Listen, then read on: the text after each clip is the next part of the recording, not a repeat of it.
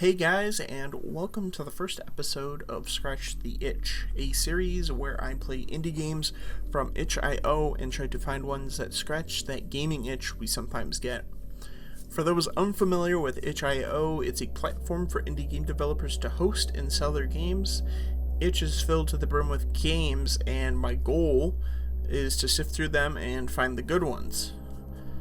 Today's game is Nova Drift. It is an action RPG shoot-'em-up fusion. It's like an Asteroid, but good. The game features a wide variety of ship types, weapons, defensive shields, and an absolute plethora of mods that enhance and change the way you can play the game. When I was looking to start this series, Nova Drift wasn't a contender for the first video. However, the more I played it, the more I wanted to talk about it. Let's start off with the good. Nova Drift has managed to create a simple looking yet beautiful game. When it comes to your ship and the enemies you face, everything is just so simple and clean. It's straight to the point, and I really appreciate that. There aren't a bunch of frills, there aren't models that blend in with the background, make it feel like you've just been cheated when you die. Calling you out, CSGO, fix your damn models.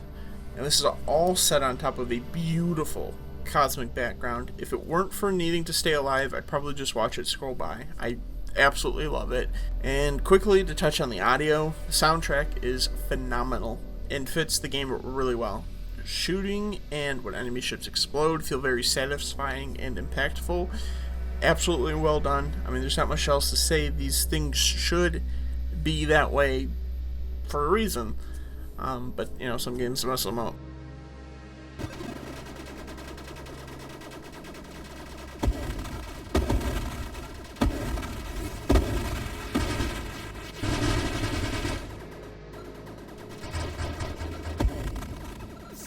Now into the meat and bones of it all, the gameplay.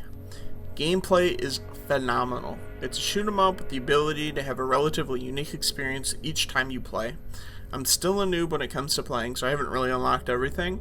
However, every game has been different, whether I'm trying out a new weapon, new ship, new shield, or really just playing with a combination I'm familiar with, but messing with the mods.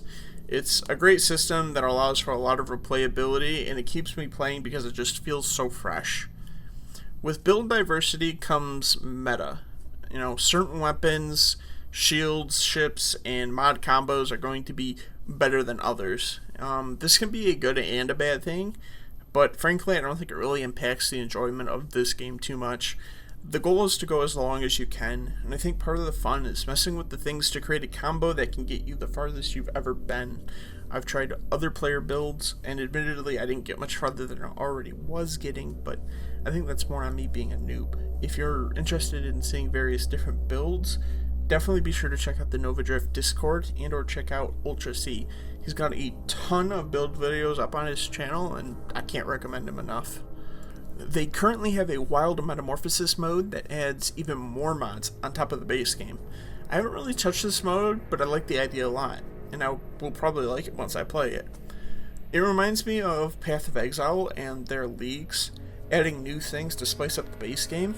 I look forward to seeing if they add more content like this because I think it's a great way to keep things fresh. Finally, I want to talk about development. It's both alive and well. I know, it's an early access game, it should have active development, but I've seen one too many early access titles have development stagnate and it sit there for months without an update. Nova Drift development is doing well. Active patch notes for experimental and beta branches can be seen on their Discord. You know, it's as much as it should be just the standard, it is refreshing to see such active development. On to the bad. I praised the visual clarity earlier, but I do have one sore spot. Elite mobs have a small gray health bar. I know they're elite mobs, and once you get going, it's not really that big of a deal, but I'd like to see them have slightly larger health bars so I can see them better. Not to the same level as both health bars, mind you, like those are massive, just slightly larger so it's easier to see. Next, controls. I honestly wasn't going to include this because they just pushed an update to the experimental branch that will hopefully come later in May to resolve the issues that I'm about to talk about. It honestly takes no more than 5 minutes to like set your controls, but like in the making of this video I looked at my settings twice and it reset them each time. I don't know if I'm doing something wrong or if that's just how it is, but that really frustrated me. Alongside that, the default configurations aren't great for mouse and keyboard, which I'm using. So what I'd end up doing is going into a game, realize my controls are messed up, leave my game, edit my keybinds, then hop back into the game. I can't edit them mid-game. I have to hop out, which feels bad.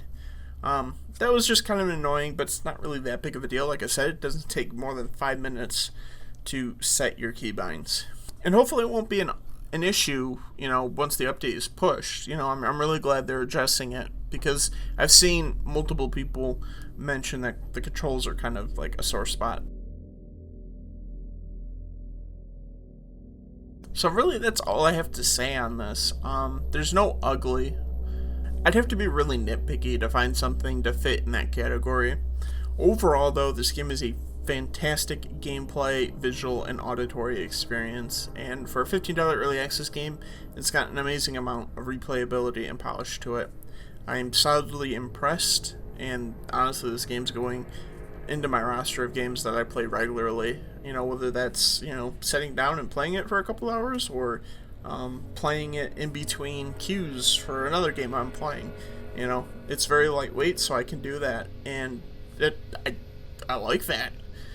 I think you guys can guess the answer to the question, but I'll give it to you anyway. Does it scratch the itch? Yes. 1,000 times yes. Nova Drift is a stellar game that I cannot recommend enough. Thank you all for watching the video. I'm really interested in what you guys think of Nova Drift, so in the comments below, let me know. Have a great day, and I'll see you in the next video.